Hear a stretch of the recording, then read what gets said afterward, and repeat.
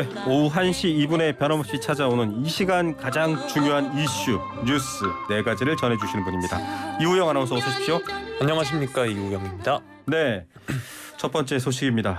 저도 이런 분 한 분 알고 있었으면 어떨까 싶기도 합니다만, 자, 사우디아라비아의 빈 살만 왕세자, 또 총리라고도 하는데요.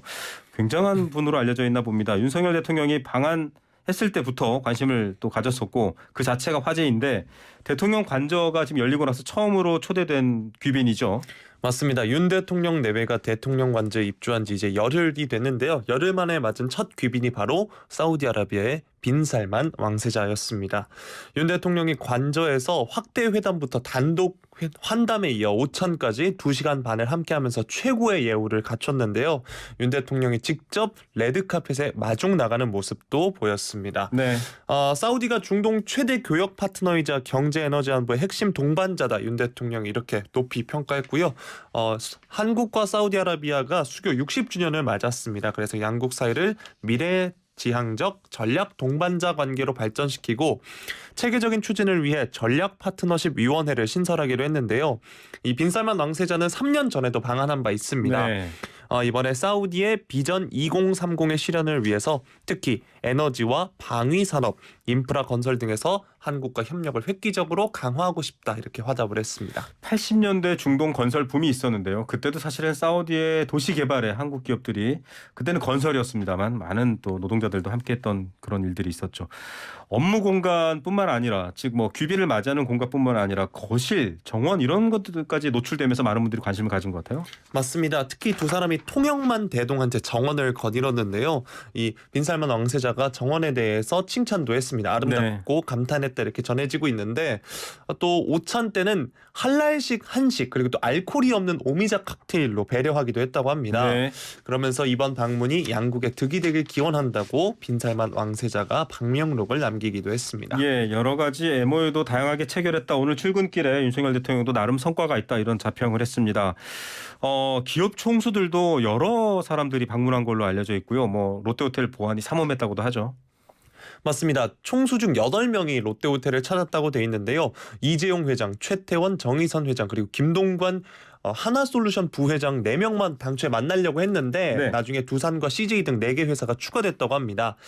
재계는 이번 이 왕세자가 주도하는 초대형 신도시 계획 일명 네옴시티 프로젝트 참여를 기대하고 있는데요. 네. 약 5천억 달러, 우리 돈으로 670조 원을 투자해서 청정에너지를 개발하고 스마트 도시를 건설하는 사업인 만큼 참여할 수 있는 분야가 무궁무진한데요. 이 네옴시티에 대해서는 오늘 톡톡 뉴스와 상식 들어보시면 김영민 아나운서의 아름다운 목소리로 전해 들으실 수 있습니다. 네. 깨알 같은 정보를 네. 다음 주에는 월드컵에 관련된 아주 유용한 정보를 이우영 아나운서의 네, 그렇죠. 아름다운 톡톡 목소리로. 뉴스. 자, 뉴스로 다시 돌아가 보겠습니다. 자, 빈살만 왕세자가 대주주인 S-오일, 국내 단일 외국인 투자로는 최대 투자인데 여기에 좀 투자 얘기가 더 나오는 것 같기도 하고요. 맞습니다. 업계에 따르면 S-오일이 70억 달러를 투자해서 울산의 세계 최대 규모의 정유, 석유화학 스팀 크래커를 구축한다고 하는데 네. 이 프로젝트 이름이 샤힌이라고 합니다. 네. 샤힌이 이제 매를 의미한다고 하는데요. 아랍어로. 아람코가 이제 S-오일의 한국 내 투자정 다시 정리해드리겠습니다. 샤힌 프로젝트가 아람코의 한국 내 투자 중 사상 최대 규모인 건데 네.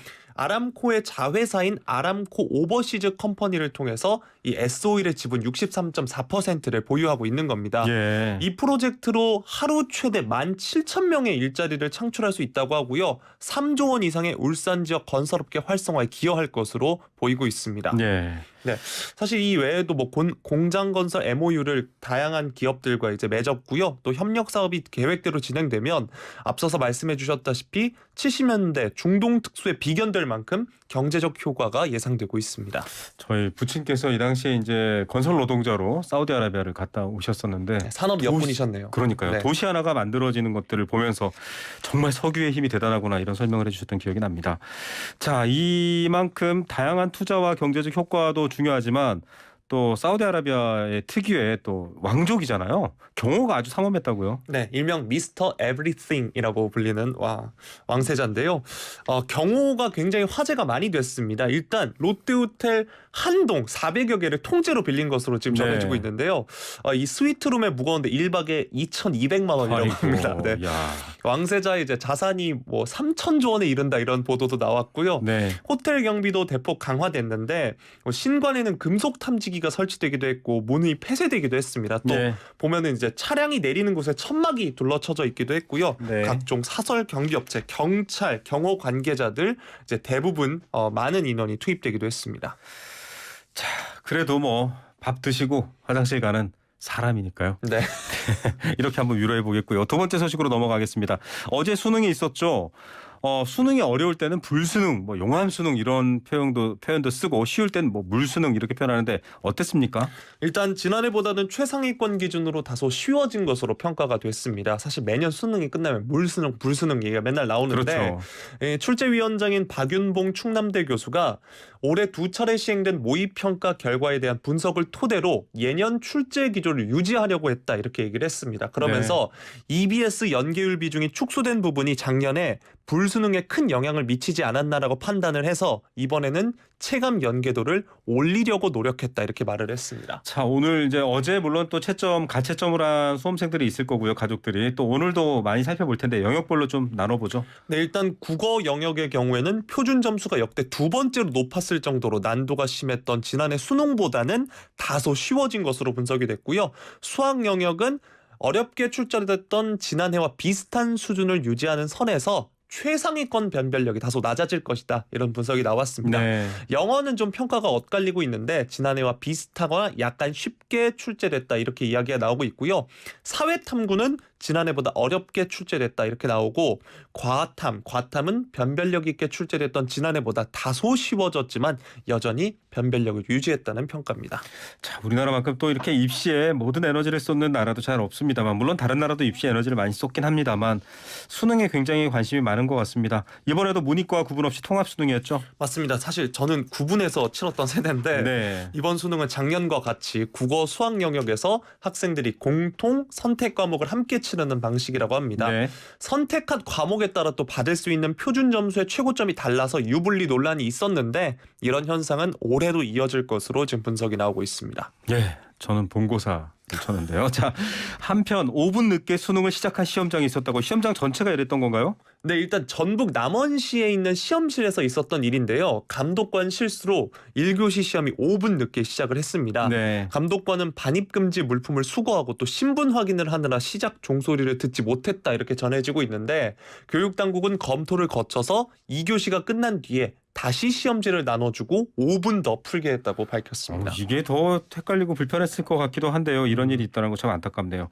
자, 어쨌든 이제 시험이 끝났습니다. 수험생들 약간 해방감도 느낄 텐데 모르겠습니다. 자꾸 세대 얘기가 나오는데 과거에는 수능 끝나면 뭐 유흥업소 집중 단속, 네. 학생들 나쁜 길로 빠지지 않게 이런 뉴스들이 종종 나왔습니다만 지금 이제 좀 학생들이 즐기고 좀 놀아야 되잖아요. 이제. 네, 맞습니다. 어제도 이제 335 거리에 수험생들이 나왔는데 다만 이번 주나 다음 주 연달아서 논술과 면접 전형이 남아 있습니다. 그래서 네. 마음 놓고 놀긴 좀 쉽진 않은데요. 어제 당일에는 마음 놓고 먹고 놀고 미뤄왔던 취미 생활을 즐기는 수험생들이 많았습니다. 예, 뭐 수험표 가지고 오면 반값 할인 뭐 이런 이벤트도 예전에 많았어요. 네. 자, 경찰도 좀 인파가 몰리면 최근에 좀 불행한 슬픈 일도 있고 해서 순찰이라든지 안전 강화했겠죠? 맞습니다. 전국 70여 개 지역에 경찰관 700여 명을 배치해서 안전사고에 대비했습니다. 아무래도 올해 연말까지는 학생안전특별기간으로 또 교육당국이 정해서 안전사고가 발생하지 않도록 생활지도에 나서기로 했다고도 지금 나와 있습니다. 네, 그간 고생했고 또 하루하루 즐겁게 보내야 되니까요. 마음 푸시되 안전은 정말 각별히 신경 써주셨으면 좋겠습니다.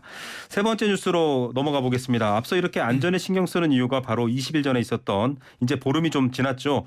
이태원 참사에 대한 슬픔 때문인데 경찰 특수본이 수사를 하고 있습니다. 또 행안부도 지금 수사에 들어가 있는 상황인데 이게 지금 사실은 국내만의 문제가 아니거든요. 외국인 사망자가 26명이기 때문에 자국의 문제로 받아들이고 있다는 점 먼저 얘기해 드리면서 공영방송 BBC가 유족과 인터뷰를 한 게 좀 화제가 됐습니다.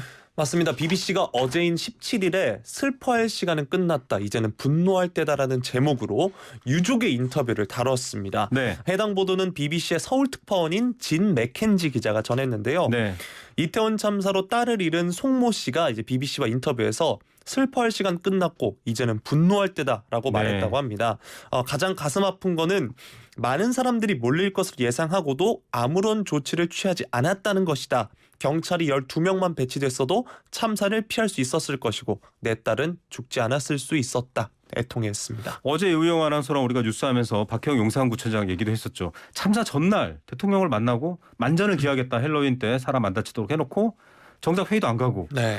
지금 이제 BBC가 이제 유족 인터뷰를 했고 딸 이름도 공개가 됐네요. 인터뷰에서 이런 상황인데 참사를 막을 수 있었다는 점에 대해서 지금 해외 언론들이 관심을 더 갖는 것 같네요. 맞습니다. 13만 명에 가까운 사람들이 헬로윈 축제를 이제 즐기기 위해서 이태원에 모였는데 군중을 관리하기 위해 특별히 파견된 경찰은 없었다. 이 점을 지적을 했습니다. 네. 그러면서 수사기관은 또 그 위험성을 보고한 보고서 삭제 경위를 조사하고 있다. 이 점도 다뤘고요.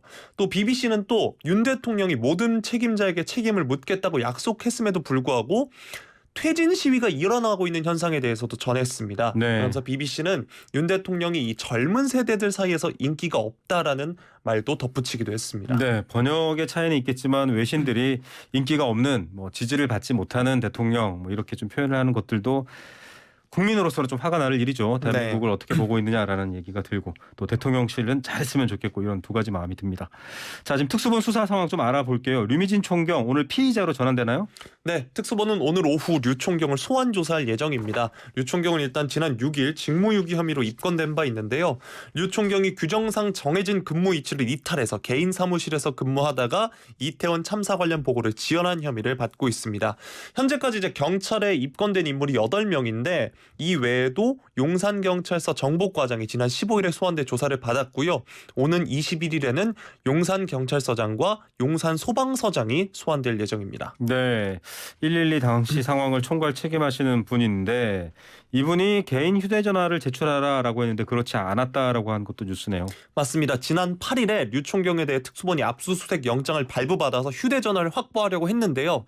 대기 발령 이후 짐을 옮기다 개인 휴대전화를 잃어버렸다면서 제출하지 않은 것으로 알려지고 있습니다. 네, 또 용산소방서장에 대해서는 입건 여부가 적절하냐라는 여러 반대 여론도 있다라는 점 제가 알려드리고요. 관련 소식은 이호영 아나운서가 잘 정리해서 또 앞으로 전해드리겠습니다. 마지막 소식입니다. 저 이 사진 봤는데요. 네. 약간 정말 이렇게 저도 모르게 입에서 약간 욕이 나올 정도로 화가 나더라고요. 일본의 나고야시 꽤 큰 시입니다. 나고야시 시장이 한국 페스티벌 행사장에서 손가락 욕설을 했습니다. 네, 어제 현지 온라인 매체인 제이캐스트 뉴스 등에 따르면 일본의 여성 아이돌 그룹 멤버 한 명이 자신의 트위터에 사진을 올렸는데요. 한국 페스티벌 행사에서 이 나고야 시장인 가와무라 시장과 함께 찍은 사진을 올린 겁니다. 네. 보면 사진을 보시면 일본 아이돌 멤버 4명은 모두 엄지와 검지로 손가락 하트, 이제 화면으로 보시는 분들 아실 텐데 네네. 이걸 만들고 있는데요. 그거죠, 네. 이 가와무라 사장은 검지와 중지 사이 엄지손가락을 끼워 넣는 이게 한 끗 차이입니다. 이게 동양의 말 네. 그대로 외설적 욕설이잖아요. 제가 차마 그 모양을 안 할 수는 됩니다. 없는데 하지 마시고요. 이게 동양에서는 성적 의미가 담긴 욕설로 통하고 있습니다. 그러면서 네. 소셜미디어에선 이거는 시장이 여자 아이돌 옆에서 성희롱을 한 것이다 지적이 나왔습니다. 지금 뭐 해명은 뭐 그 하트 만들려다가 손가락이 잘 안 돼서라고 하는데 이분 4년 전 행사 사진을 봤더니 이번엔 제대로 손가락 하트 만들었던데요. 네, 그래서 이제 해명이 나온 게 뭐냐면 이 이야기를 직접 일단 듣지는 못했다고 나고야시 관계자가 설명을 했습니다. 그러면서 일부러 한 게 아니라 손가락 하트를 만들지 못해서 그런 걸로 보인다라고 했고요. 그 4년 전에 한 것도 손가락 하트인지 제대로 알고 한 게 아니다 이렇게 해명을 한 겁니다. 뭐 손가락의 모양새를 따져야 되나 이런 생각이 들면서 그 손가락을 몰랐다는 것도 말이 안 됩니다. 이 가와무라 시장이라는 사람 소녀상 전시를 막았던 전례가 있었던 우익으로 분류되는 사람이죠. 맞습니다. 가와무라 시장이 2020년에 독일 베를린의 평화의 소녀상 철거를 요구하는 서한을 보낸 바 있고요. 2019년엔 나고야시에서 열린 아이치 트리엔날레 2019 당시 평화의 소녀상 등을 전시한 표현의 부자유전 그 후 이 전시를 중단해야 한다고 주장하기도 했었습니다. 자, 2021년 도쿄올림픽 때도 같은 논란이 또 있었나요? 네, 이때는 이제 그 금메달을 깨무는 게 논란이 됐는데요. 네. 뭐냐면 나고야 출신 소프트볼 선수가 금메달을 따왔습니다. 네. 근데 이 금메달 선수들이 많이 깨물잖아요. 그렇죠. 근데 본인 게 아니라 선수 거를 깨문 겁니다. 네. 근데 또 문제는 도쿄올림픽이 방역으로 지금 그 당시에 논란이 많았는데 그렇죠. 이 침을 묻힌 거 가지고 당시에 비판을 많이 받기도 했습니다. 정말 눈살 찌푸려지네요. 자, 가와무라 시장님 손가락 자신 없으시면요 2손을 공손히 배꼽 아래 모아주시기 바라겠습니다. 자, 지금까지 이우영 아나운서였습니다. 월요일 날 또 좋은 뉴스 만들어 주십시오. 감사합니다. 고맙습니다.